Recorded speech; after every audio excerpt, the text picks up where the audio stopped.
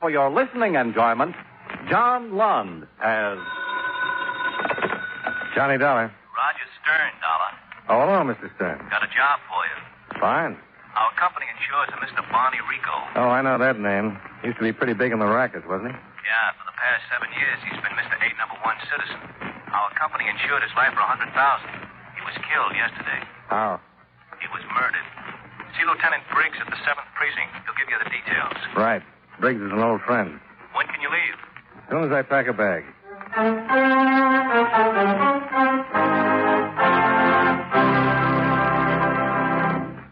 Mind if I break in a few seconds to discuss games with you? How many of you, when you were youngsters, ever tried to escape from the world of reality by playing cowboys and Indians or cops and robbers? Today's youngsters have added 2 more professions to the world of make-believe: spacemen and G-men. And speaking of G-men, do you know where that name came from? Actually, it was used about 20 years ago by gangsters to describe members of our Federal Bureau of Investigation as part of the Department of Justice, and acts as a kind of detective agency whose duty it is to track down those who break our federal laws. The FBI also does counterintelligence work in ferreting out spies and saboteurs. And here's an amazing fact about our FBI men. Despite the extreme dangers of their work, it wasn't until some 20 years ago that they were given the authority to carry guns. With no other weapons than courage, resourcefulness, and determination, they had to track down and apprehend dangerous racketeers and spies. Today, however, you will find that the typical FBI agent may be a lawyer, accountant, or specialist in some other profession, but thoroughly trained in scientific police methods and handy with any type of weapon.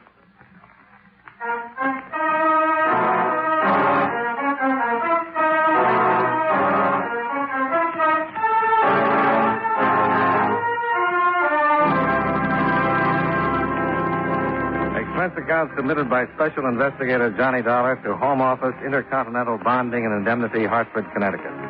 The following is an accounting of expenditures during my investigation of the Gino Gambona matter. Expense account item 1, $24.98, train fare and incidentals between Hartford and New York City. I arrived at Grand Central, went directly to the hotel where I registered and called Lieutenant Arthur Briggs. I caught him on his way to lunch. He agreed to meet me in a small restaurant across from the precinct.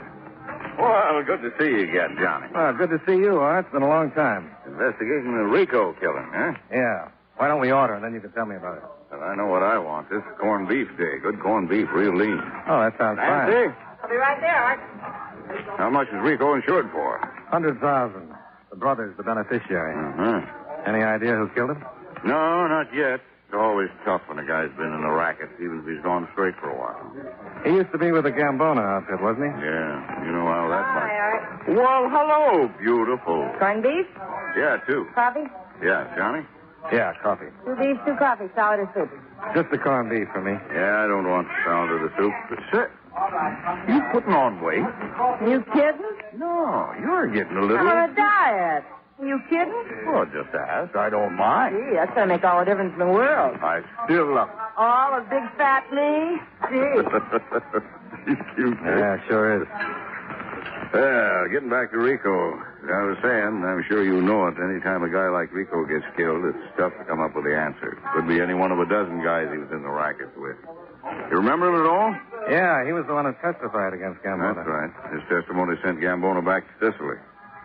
Could have been any one of Gambona's mob. It's just been waiting for the chance. I don't know whether you remember or not, but at the trial, Gambona made it plenty clear that he'd get Rico sooner or later. What's happened to Gambona? He's still in Sicily. Rico did pretty well for himself after he went straight. Yeah, he did fine. Opened a string of barber shops, built himself a nice home. The brother's name is Dave. Yeah, he manages the shop. What did he have to say? Well, he's scared stiff. He didn't have anything to do with sending Gambona to Sicily, but he was in the outfit and pulled out when his brother did. He's in a panic. He hasn't got any idea who killed Barney? Well, if he does, he isn't saying, and I can't say I blame him. Well, after lunch, I think I'll have a talk with Dave. He's probably at the main shop or at home. Here you are. Well, thanks. Beautiful. Lean enough for you? Looks great. Well, I'm glad something around here hasn't got too much fat on it.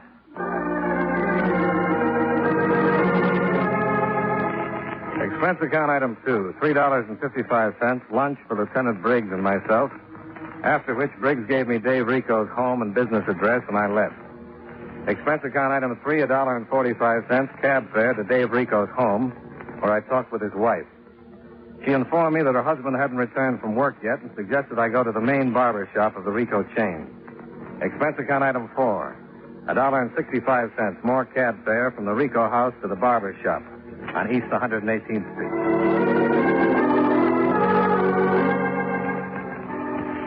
It was after 6 when I arrived, and the shop was closed. The interior was dark except for a light coming from a back room. I knocked on the door and waited. I was about to leave when I saw the figure of a man stagger into the darkened shop from the lighted back room. He stood for a moment framed in the doorway, one hand clutching his stomach. I banged on the door again and watched as the man pushed himself away from the door jamb and started across the shop. Halfway to the front door, he slumped to the floor and lay still. I stepped back, kicked the glass out near the door lock, reached in and opened the door. But by the time I got to the man's side, he was dying in a hurry. Call a doctor, please. Yeah, sure. Who did it? No. Gambona.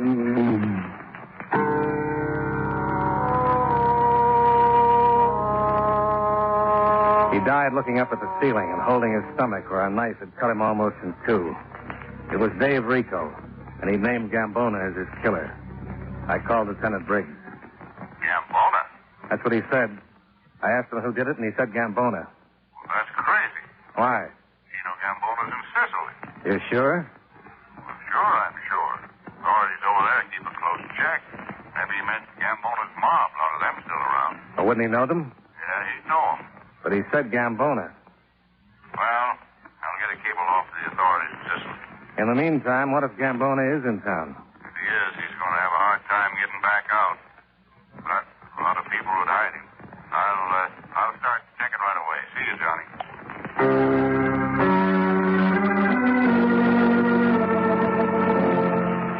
The coroner's deputy arrived, followed by the lab boys, and I went back down to the precinct.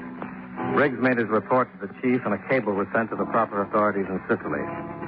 For the next few hours, we went through the mugs and picked out all of Gambona's former associates who were still in town. One of them was a girl. Virginia Barrett.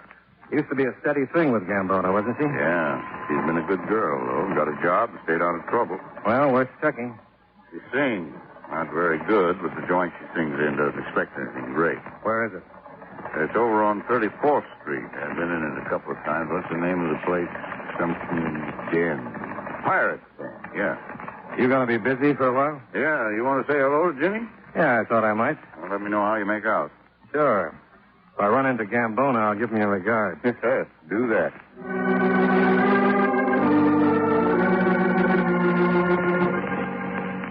Expense account item 5. $1.75 for still another cab from the precinct to East 34th Street in the Pirate's Den. It was a small place set down below the level of the sidewalk and filled with enough smoke to keep the walls from falling in.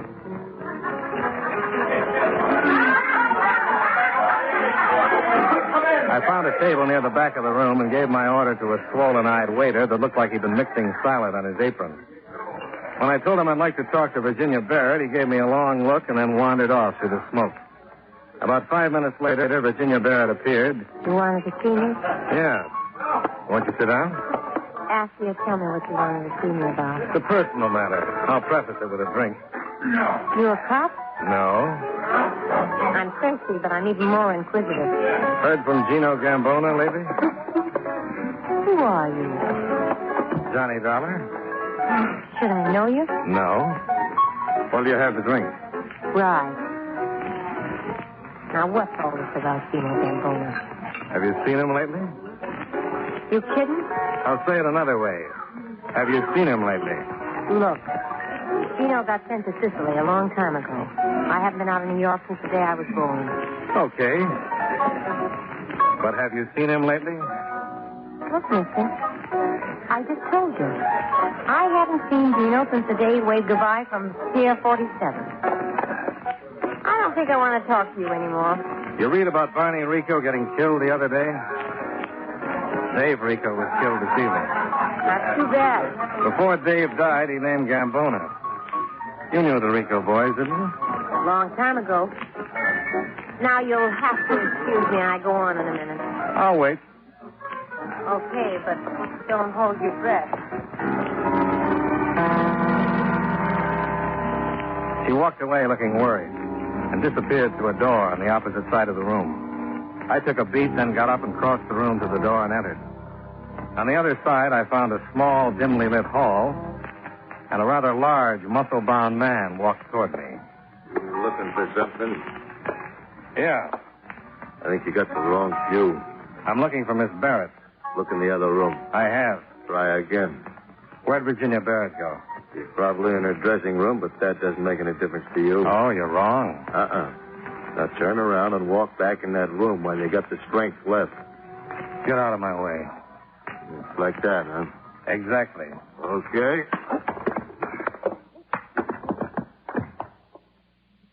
Friend, if anyone offers you a job as a bouncer, forget it. I left him lying in a corner and went down the hall, looking on the other side of doors for Virginia Barrett. But Virginia Barrett was somewhere else. I ran out into the alley behind the club just in time to see her climb into a cab on the other side of the street and pull away.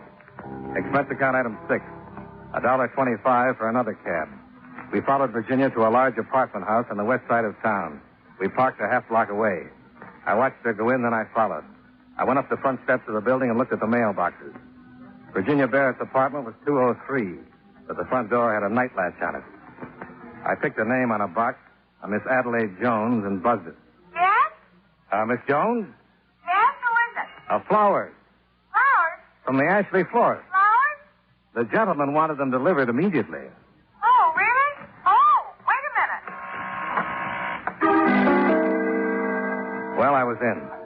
I found apartment 203 and started to knock. But sometimes when you get impatient, you get careless. I'd tailed Virginia Barrett, but I'd forgotten about the big boy I'd left sleeping it off in the back hall of the pirate's den. Obviously, he knew where Virginia could be found, and obviously when he came to, he'd hurry right over. Because when I raised my hands and knocked, the big boy barged up the stairs and pointed his gun right at my dinner. Hold it. Oh, why, sure. You're a busy little fella, aren't you?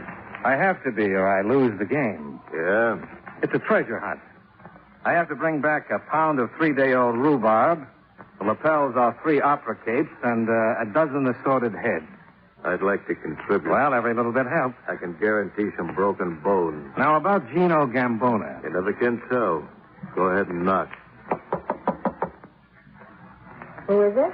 Marco. Well, good evening. What's he doing here? Go on, get in there. Found him in the hall. Gave me some trouble over at the club. He says he's not a cop. Who is it? That guy I was telling you about. Marco's with him. Well, what? That's about all I can come up with. Your name's Dollar? Yeah.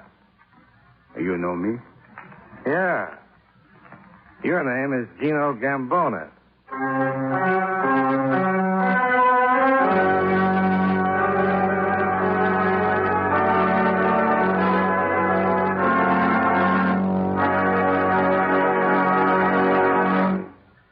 Did you ever stop to realize that 4 American coins show us the importance of elections? The first one is the Washington Quarter. It was George Washington who reminded us that on the unity of our government depends our independence, our peace at home and abroad, our safety, prosperity, and our freedom. The second coin is the Jefferson nickel. It was Thomas Jefferson who said, "No government can continue good but under the control of the people." The third coin is a penny, bearing the likeness of Abraham Lincoln, who said, "Among free men, there can be no successful appeal from the ballot to the bullet." And finally, the Roosevelt dime reminds us of something Franklin D. Roosevelt once said.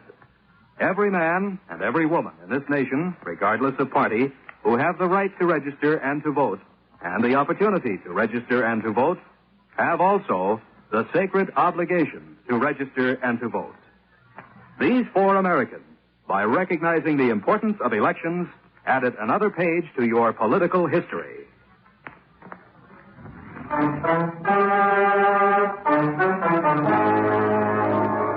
And now, with our star, John Lund, we bring you the second act of yours truly, Johnny Dollar.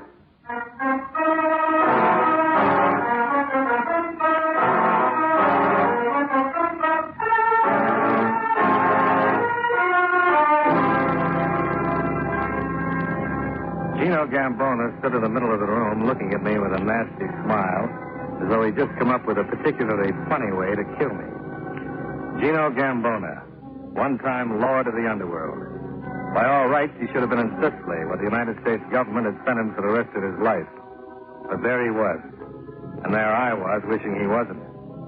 The big man Virginia Barrett had called Marco shoved his gun in my spine and prodded me over to an uncomfortable chair. Gambona held the nasty smile and walked slowly over to me. Who are you? Johnny Dollar. Well, the name don't mean nothing. Who are you? I'm a special investigator for an insurance company. We hold a policy on the late Barney Rico. Mm-hmm. His beneficiary was his brother. I don't know who insured him.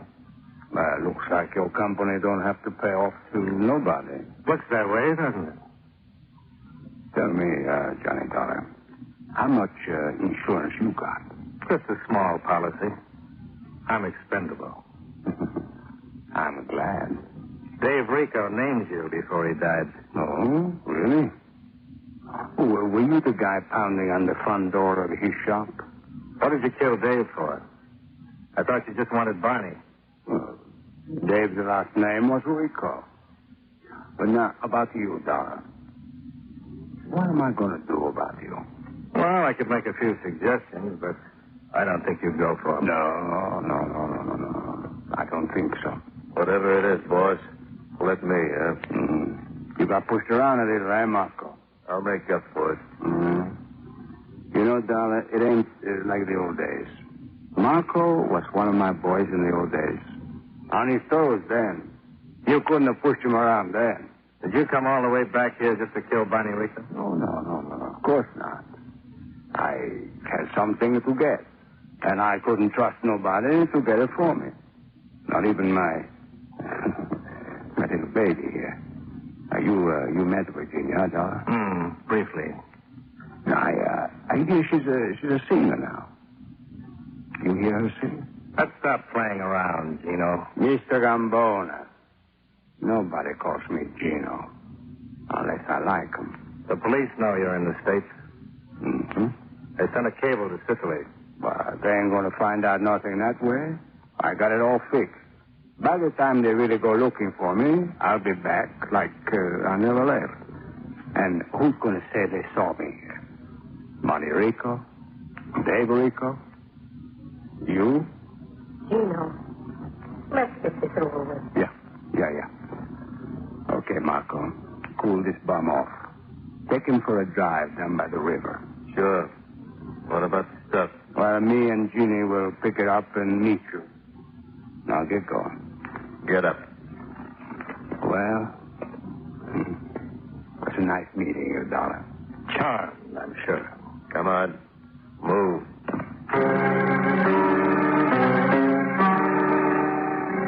Marco followed me out of the room, and we started down the stairs. Suddenly, on the upper landing, the most beautiful distraction I'd ever seen shouted... Hey, you! And Marco turned his head for just a second. Oh, my goodness! Thanks. He had a gun! Yeah, he sure did. Gosh, I don't know what's going on here. I thought for a minute he had some flowers for me. Someone called from downstairs and said he had some flowers for me. You seen anyone with some flowers? No, honey, but I'm personally going to buy you a whole acre of orchids. I went back to Virginia Barrett's apartment, but Gino and Virginia had left a few steps ahead of me. I looked out of the window and saw a car pull away. Then I picked up the phone and called Lieutenant Briggs. Marco came, too, on the way to the precinct. And after we arrived, Briggs booked him and took him downstairs to the interrogation room. Where were you supposed to meet, Gambona? How was it? What was the stuff he was going to pick up? You tell me. 2 men have been killed, Marco. Not that I know of. You were supposed to meet Gambona. Was I? He said so. I must not have heard him. I'm going to put 2 men on you every 2 hours. We won't get tired, but you're going to be miserable. I know the route. Where can we find him? You hear me, Marco? I hear you. Where can we find him? I don't know. Where are you supposed to meet him? I'm not. When did you get into town? I don't know. When did he contact you? He didn't. You're a liar. If you say so. How did you know where he was staying? As I did. Where were you when Barney Rico was killed? When was he killed? The morning of the 3rd. I was at home. You sure? Yeah. Where were you the morning of the 4th? I don't remember. What's that got to do with it? That's when Barney was killed. You said the 3rd. Did I? It was the 4th. Where were you? At home. You said you didn't know. I was at home. Both mornings? Yeah.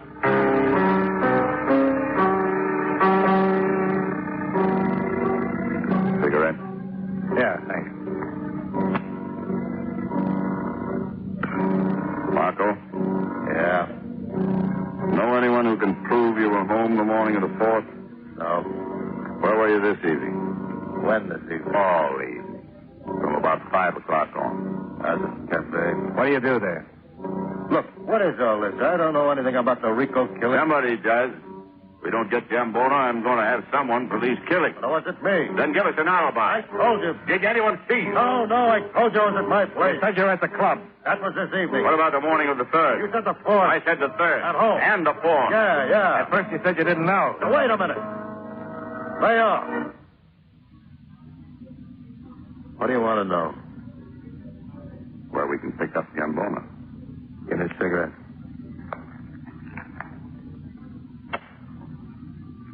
Where were you supposed to meet him? Okay. Nuts to Gambona. Nuts to the 10 grand. I'm bushed. I can't think anymore. What 10 grand? 10 grand. Gambona promised me for helping him get in and out of the States. Where's he going to get 10 grand? He's at a stash somewhere. Where? I don't know. To help him. Even Virginia didn't know. Is she going with him? Yeah. Gino said he'd come back and get Virginia and the dough. He must have a bundle hidden somewhere. When's Gambona leaving? I don't know. Don't lie to me. You said you were getting paid to get him in and out of the country. That's right, but I haven't made arrangements to get him out yet. You're going to meet them. Where? Grand Central, by the Oyster Bar, 11:30. Now can I relax, get some rest?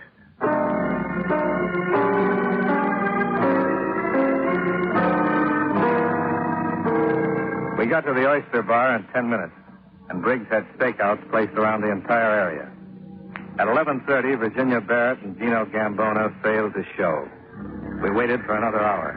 Mr. William James, report to the information deck. Mr. William James. Wait till I get back to Marco. Well, the only reason he'd lie is to give Gambona and the girl enough time to get away. Well, they'll never make it. I've got everything covered. Marco's job is to get them out. If he thinks they've got a chance to make it, he must have already made the arrangements. Yeah, but what kind? Well, we can forget about planes. Take a pretty big ship to go that far. What about some obscure boat? Yeah, that could be it. Big payoff to the captain. Look, we can figure Gambona got here within the last week. He couldn't afford to be gone too long from Sicily. He told me he's got it fixed, that nobody will miss him, but he couldn't be gone too long. Take him 2 weeks both ways by boat. Yeah. He must have planned it to arrive here, get the money and his girl, take care of the Ricos, and get out fast. Let's check the boats that arrived from Italy and Sicily in the last 2 or 3 days and see if one of them is sailing tonight. Right.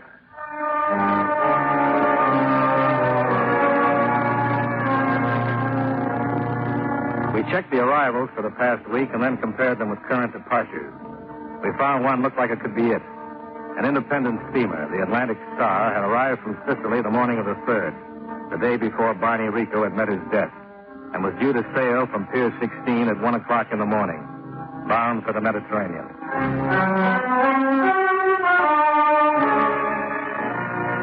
We piled into a squad car and arrived at Pier 16 at 12:50, where we identified ourselves to the gangway watch and were directed to the captain on the bridge of the Atlantic Star.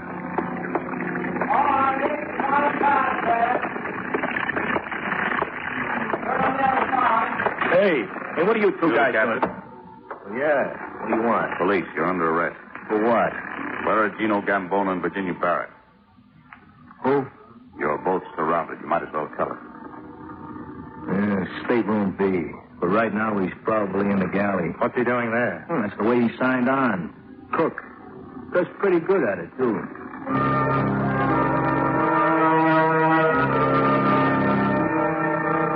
We took the captain down on deck, and Briggs waved one of his men aboard. The captain was taken off quietly, and Briggs and I moved on to stateroom B.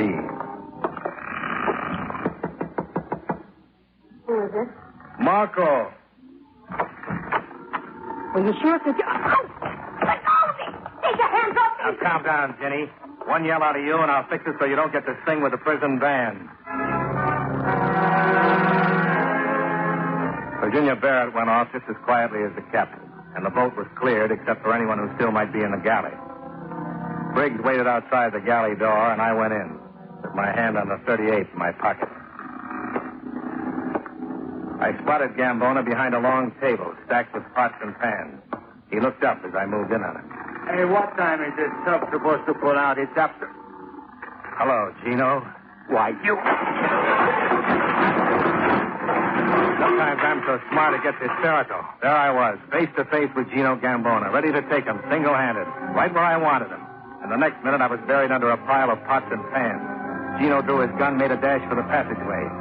And that was as far as he got.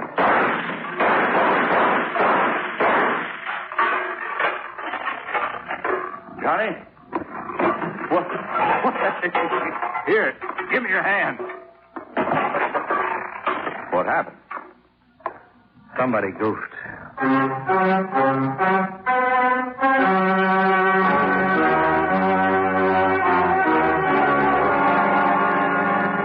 Gambona was dead.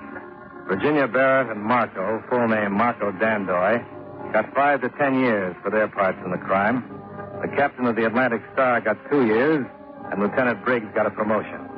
Yours truly returned to Adelaide Jones with the flowers he'd promised her, and all in all, everyone got just what was coming to them.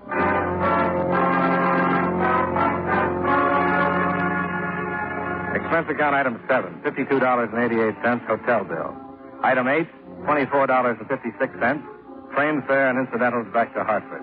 Expense account total, $112.07. Yours truly, Johnny Dollar.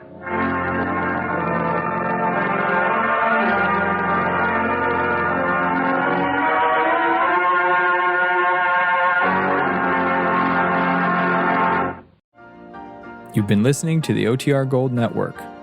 Find more classic radio at otrgold.com.